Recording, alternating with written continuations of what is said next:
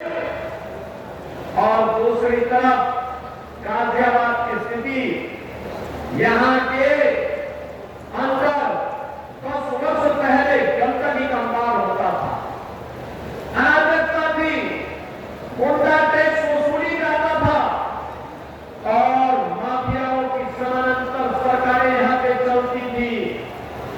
आज बहनों और भाइयों में कह सकता हूं, गाजियाबाद एक स्मार्ट सिटी बन चुका है, स्मार्ट सिटी, और एक सुंदरतम सिटी के रूप में अपना स्थान आगे बढ़ाते हुए जनता जनार्दन की सेवा के लिए अपने आप को पूरी मजबूती के साथ, पूरी प्रतिबद्धता के साथ आगे बढ़ाने का काम कर रहा है।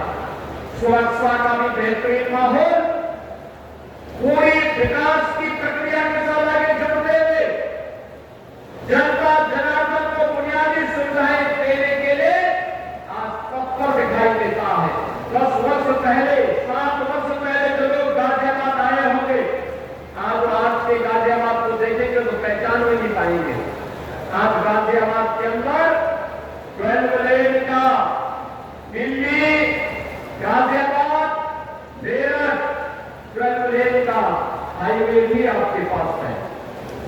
देश की पहली इलेक्ट्रिक रेल भी आपके पास है, मेट्रो की सेवा भी आपके पास है, एयरपोर्ट की सुविधा भी आपके पास है।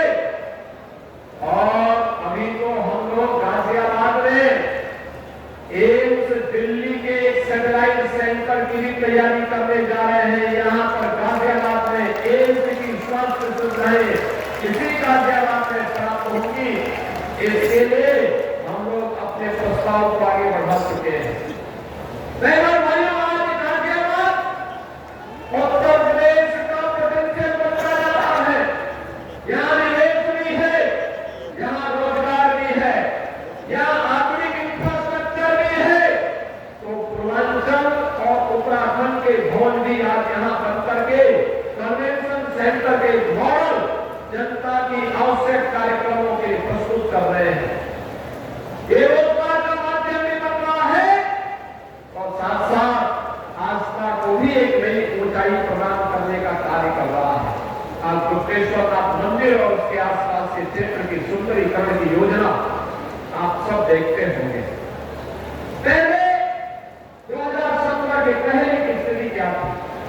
बहनों और भाइयों, 2017 के पहले अगर उन सरकारों का बस चलता तो समाजवादी पार्टी की सरकार, अगर उनका बस चलता, या फिर कांग्रेस के नेतृत्व की केंद्र की सरकार 2014 के पहले देश के अंदर किस प्रकार के नजारे इन्होंने प्रस्तुत किए थे, उनके नजारे थे तो उत्तर प्रदेश सरकार की 2017 के पहले की सरकारों की कारगुजारियां भी थी।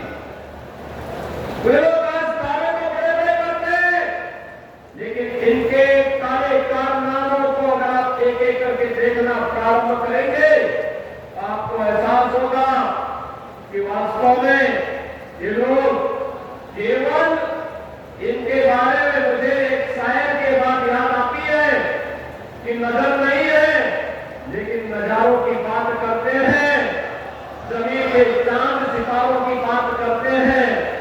वो हाथ जोड़ के बस्ती को लूटने वाले हरी सभा में ये सुधारों की बात करते हैं।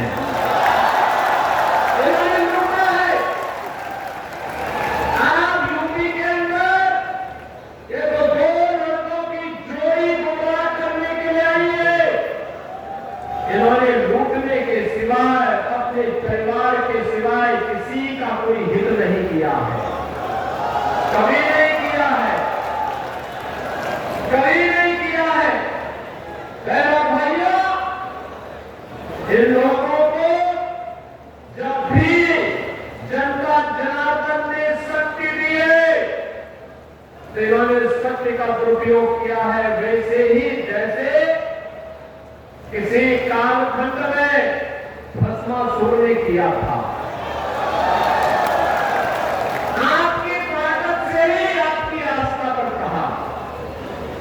अगर केंद्र में कांग्रेस की सरकार हिंदुओं को दबाने के लिए सांप्रदायिक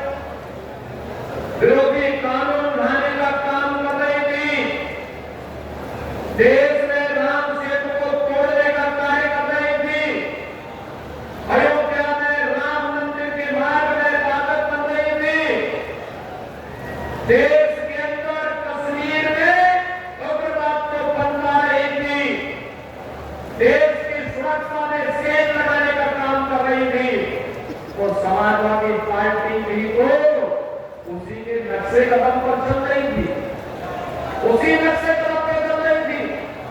गुंडागर्दी की चरम, अराजकता की चरम, और दूसरे तीसरे दिन एक दंगा और माफिया के साथ इनके रिश्ते, और समाजवादी पार्टी को ये माफिया और अपराधियों के सामने तुरंत माफिया और अपराधियों के सामने एक नाच लगाते थे और अपने संस्कार के अनुरूप धर्माचार्यों को एक माफिया बोलते हैं। इनकी प्रवृत्ति को देखो, औरंगजेब की आत्मा सचमुच इनके अंदर घुस चुकी है।